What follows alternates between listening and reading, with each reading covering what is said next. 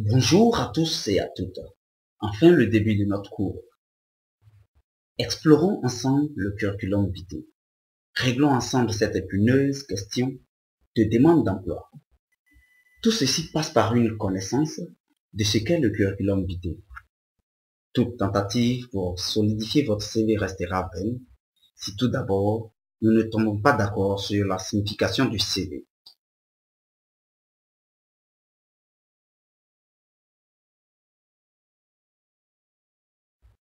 Pour commencer, répondez à la question: que veut dire curriculum vitae?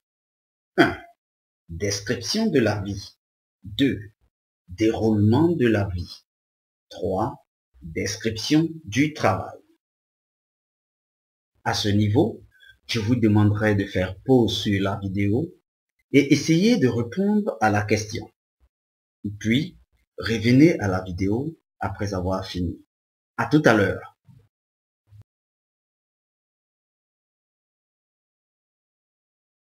Curriculum vitae est d'origine latine et il veut dire exactement le déroulement de la vie.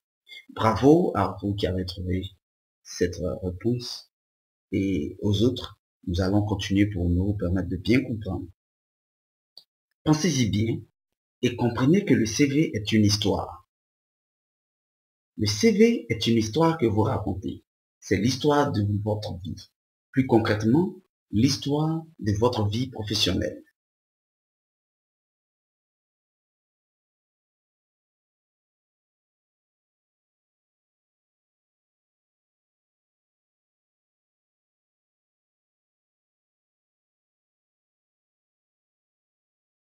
Abordons à présent les différents types de CV.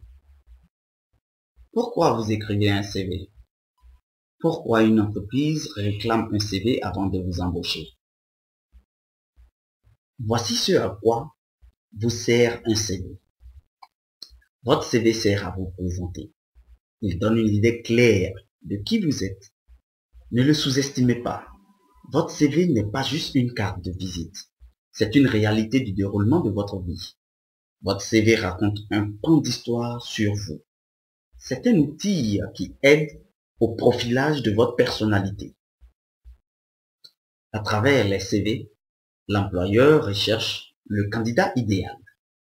Êtes-vous parmi tous les candidats celui qui apporterait le plus de valeur à sa société? Est-ce que vous n'aurez pas des difficultés à vous fondre dans le moule de la société, à intégrer les équipes en place? Toutes ces préoccupations trouvent leur réponse dans votre curriculum vitae. En vérité, quand vous déposez un CV, c'est que vous sollicitez une entrevue. Voici l'objectif du CV. Le but ultime du CV sera de vous faire embaucher. Mais soyez prêts à passer le cap des entretiens d'embauche, car un bon CV appelle à une sélection. Et cette sélection ne constitue en rien le choix final de l'employeur. Le CV vous permet d'être inscrit sur la short list, la liste de ceux qu'on va recevoir, ceux qu'on va écouter, ceux qu'on va regarder et ceux qu'on va interroger. La multiplicité des candidats pour une seule et même offre aujourd'hui demande de faire varier les CV. Plusieurs tendances se dégagent. Voici alors les tendances dans le CV. Contrairement à ce que vous pouvez croire, Facebook est un vrai CV, en ce sens qu'il présente exactement le déroulement de votre vie. Il est facile d'accès pour quiconque voudrait en savoir plus sur vous.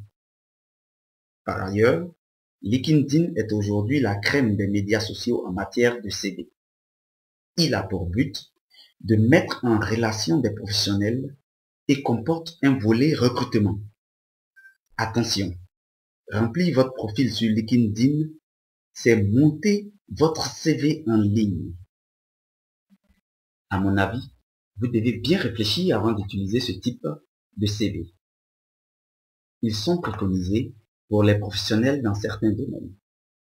Si cela n'est pas utile dans votre cas, il faudrait mieux vous en abstenir.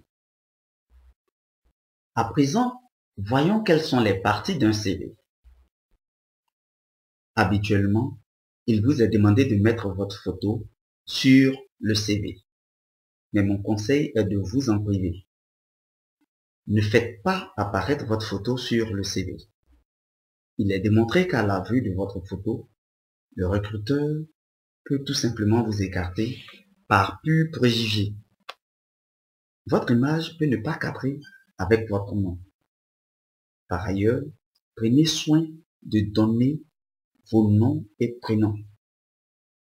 Si vous avez des prénoms peu communs, ne les cachez pas. Mettez-les en exergue sur votre CV. Pour ne pas faire long, je dirais qu'il faut abréger le prénom commun. Pour mon exemple, je mettrai Amoakon Mian H. Le H étant mis pour Hervé et je l'abrège. Ensuite, mettez vos contacts. 1. Le numéro de téléphone privé et le numéro de domicile. Mais faites attention au numéro de bureau. Il n'est pas toujours bon de le mettre sur le CV. 2. Mettez votre adresse mail. 3. Ajoutez votre URL LinkedIn si vous en possédez une. Merci. Voilà une section qui est très courante sur les curriculums vitae. C'est la section des objectifs. Cependant, moi je vous conseille d'éviter de les mettre sur votre CV. En vérité, l'entreprise n'a rien à faire de vos objectifs. Soyez-en conscient. Si elle vous embauche, ce serait pour que vous réalisiez ses objectifs à elle et non les vôtres. C'est-à-dire qu'elle attendra de vous que vous délivriez le meilleur travail possible pour elle. Mais pour ne pas être catégorique, nous constatons que pour des gens vraiment expérimentés et de qualifications diverses, les objectifs serviront à montrer leurs préférences et leurs attentes et donc à diriger le recruteur. Pour mieux imager la section de l'expérience, j'ai utilisé l'exemple d'un footballeur. Son expérience se présentera comme suit. Enfin, faites figurer vos formations. Prenez soin de faire figurer les formations qui cadrent avec l'entreprise et le poste que vous sollicitez. Dans mon exemple, je ne mettrai pas ma formation en gestion de la guerre pour demander un poste de comptable. Cependant, en tant que manager, je mettrai bien la gestion de la guerre pour montrer ma connaissance en gestion de conflits.